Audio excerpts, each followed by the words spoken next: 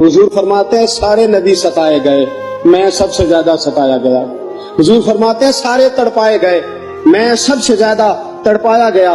حضرت سلمان فارسی فرماتے ہیں نبی پاک کا چہرہ مبارک بھوک سے اترا ہوا تھا، نبی پاک علیہ السلام کو شدید بھوک لگی ہوئی تھی۔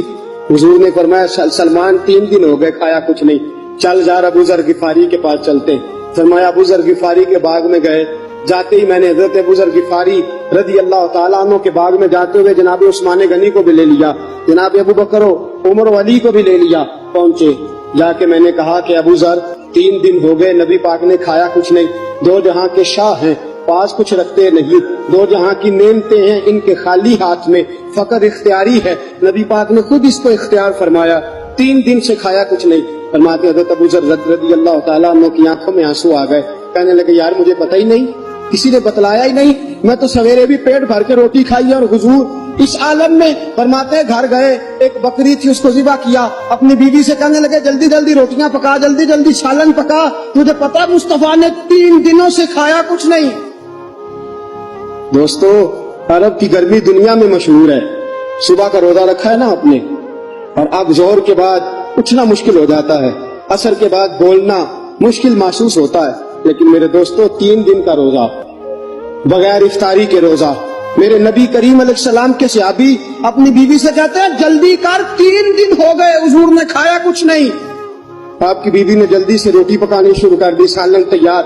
حضرت جناب ابو ذر فرماتے ہیں دوبارہ باغ میں گیا، انگور پکے ہوئے تھے، انگوروں کا خوشہ توڑا، پلیٹ میں رکھا حضور کے سامنے، حضور آپ کھائیے۔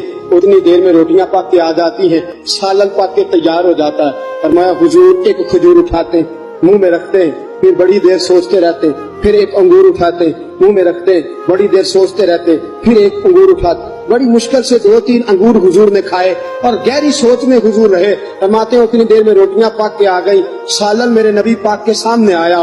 جب روٹیاں پک کے آئیں، سالن سامنے آیا، حضرت سلمان فرماتے ہیں حضور نے ایک روٹی اپنے ہاتھ پہ رکھی، 2-3 بوٹیاں اٹھا کے رکھی، چاروں کونوں سے روٹی لپیٹ کے حضرت سلمان کے ہاتھ میں دے دی۔ فرمایا سلمان جا فاطمہ کے گھر دے آ، میں نے 3 دن سے کچھ نہیں کھایا، فاطمہ نے 7 دن سے کچھ نہیں کھایا، میری بیٹی فاطمہ 7 دن ہو گئے سیدہ بھوکی ہے۔ تو عزت والے نبی کی عزت والی بیٹی 7 دنوں سے گھر میں بھوکی بیٹھی ہے، وہ شکایت نہیں کرتی، وہ لبوں سے بولتی کچھ نہیں، وہ جانتی ہے میرا باپ دین کی تبلیغ میں نکلا ہے۔ میرے رسول پاک صلی اللہ علیہ وسلم نے فرمایا گھر جا